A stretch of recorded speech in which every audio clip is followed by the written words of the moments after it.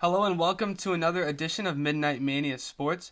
Joining us now on the phone is Los Angeles Dodgers pitcher and 2018 All-Star, Ross Stripling. Ross, thank you for taking time to call into the show. Yeah, for sure, man. Thank you for having me.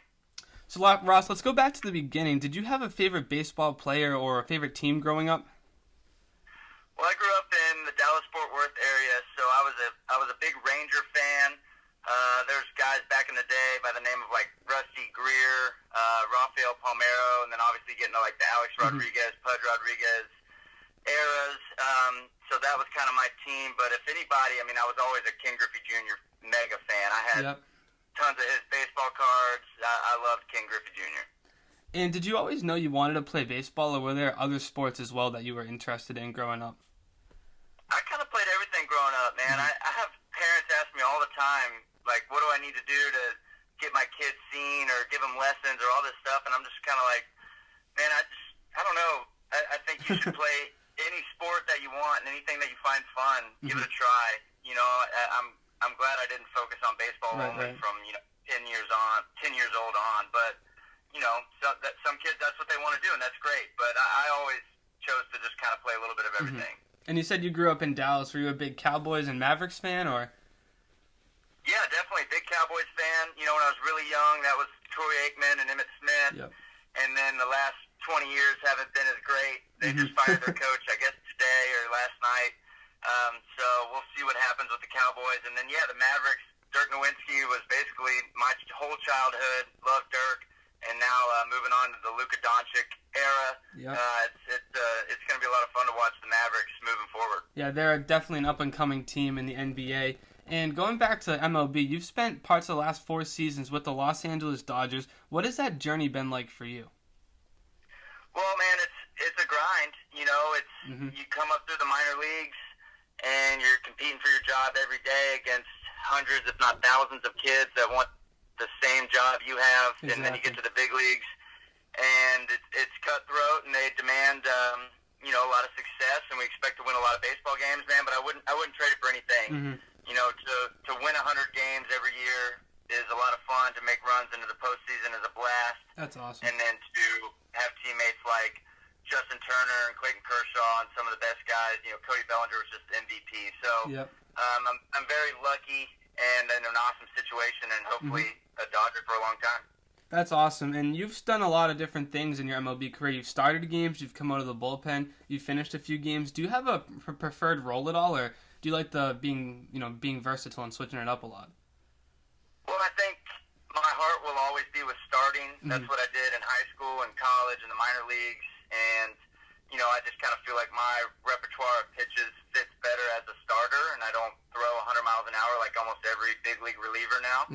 So, you know, I just feel like with my stuff, I have a good chance of getting guys out 2 and 3 times through a lineup. But, you know, I've made a nice little niche for myself with the Dodgers of kind of being what I've called the Kike Hernandez of the pitching staff, which is just the ability to do anything. I can start and go 6 innings and then get an out 2 days later, and then go 2 innings out of the bullpen 2 days after that, and then make another start, you know. And I know that's what Andrew Friedman in our front office has really valued, and that's kind of my niche, like I said, and that's what I am moving forward. I'm all good with it. Yeah, and you were an All-Star as well in 2018. What was the experience of the All-Star break like for you? You know, getting to pitch in the All-Star game, getting to be a part of the festivities with the Home Run Derby. What was that overall experience like?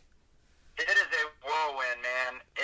We played a game, I believe we were in San Diego, and then we had to fly through the night to Washington, D.C. We landed like 4 in the morning, and then all the stuff gets going the next morning really early, and then the Home Run Derby is a blast to watch. Muncy put on a good show, ended up losing to Bryce Harper. And then the game, another full day of activities, entertaining your family, all this stuff, red carpet walk, and then all of a sudden there's a baseball game at like 9 o'clock at night. And but it's so cool, man, to meet and to see how the best players in the world go about their business and get ready for a baseball game, and just being able to like sit at the lunch table with them was such a blast. And something that I'll never forget for sure. Right. And everyone seems to have a different way they go about getting ready for a game. What is your daily routine kind of like in getting prepared to play an MLB game? Right. Well, as you mentioned, I kind of am a swing man. I can do a little bit of everything. So my routine when I'm in the bullpen versus my routine routine as a starter are pretty different, especially as far as lifting and conditioning and that kind of stuff. You know, if you're a starter, you get 6 days off before you pitch again, so you can really get after it on day one and day two and keep your strength up. Versus the bullpen, you know, if you have to maybe pitch 2 innings at 9 o'clock at night, you don't exactly want to bust your tail at 3 o'clock in the afternoon in the weight room. So your routine, you know when you're going to do your scouting, you go over it with your coaches, and then you get in the weight room, you do your conditioning, your arm program, all that stuff.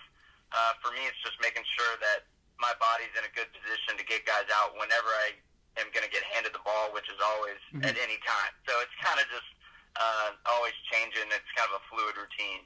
Yeah, always got to stay ready. And as we mentioned, you've been a part of the Dodgers and including their postseason runs and the run to the World Series. What is that experience, and how different is the playoff atmosphere from a regular season game? Well, good question, man. I mean, they are just everything's heightened, right? I mean, the playoffs are so fun and such an honor to be able to make the playoffs every year. Like, I mean, heck, man, I've been a big leaguer now for 4 years, and I've been able to play in 2 or go to 2 World Series and make the postseason in all 4. But that's incredible. It's just heightened. Everything is on another level, and the attention to detail is absolutely insane. But those are the most fun games of the year by far, and you know, something that I don't take for granted that I've been able to play in. You know, I don't know, maybe 20 playoff games. Yeah. And you also have started your own podcast, the Big Swing Podcast. How did that get started? So I have a buddy named Cooper Searles that is my co-host on the podcast. He is the husband of my wife's best friend, if you can kind of follow that. Right. And he's a big sports guy, and we've always enjoyed just kind of bantering back and forth about sports. And one day we just kind of decided to start it up, and we knew with my network that I would, you know, be able to get obviously some Dodgers and maybe some other baseball players on the podcast, and that's kind of what we've done, as well as mixed in people from the rest of the world and all walks of life, and we've had a blast doing it, man. I think we're 40 episodes in and about to have our 1-year anniversary, and it's been a lot of fun. That's awesome. Well, Ross, I want to thank you for calling into our podcast and taking time out of your busy day. Of course, man. Thanks for having me.